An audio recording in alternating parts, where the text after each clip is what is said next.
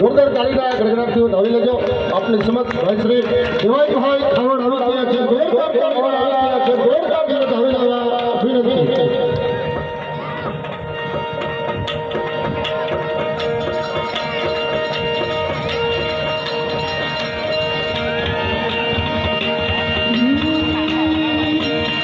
આયોજન કર્યું છે ને એકવાર મારા ગળાના હમસે તાળીઓથી વધાવી લે યાર.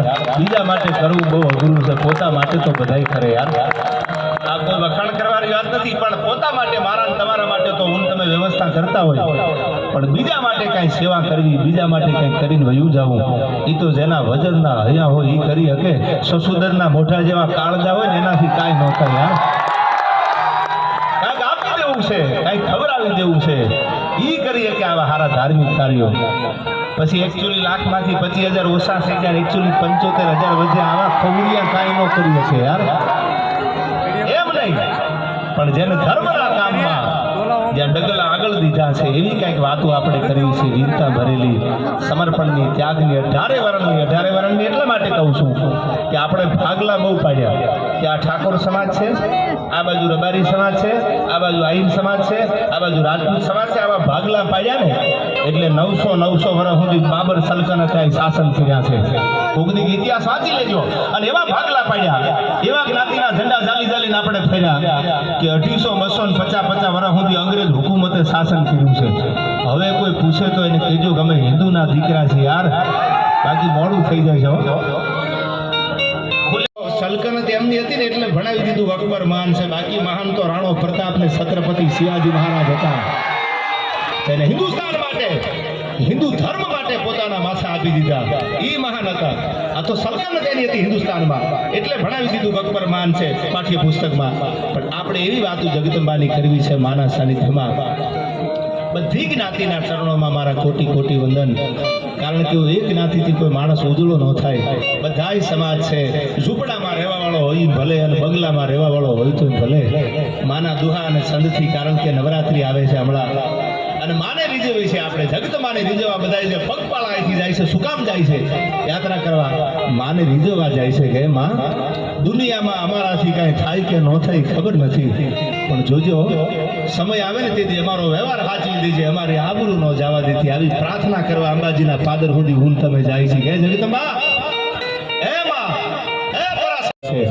એટલા માટે આ બધાને વિનંતી છે કે જ્યાં મજા આવે ને આજ પૈસા હોય તો ઘોળ કરવા આવજો, પૈસા ન હોય તો પડકારો કરજો. એ આપણા બાપનો આગવો છે, એમાં કોઈની ભાગીદારી ન હોય.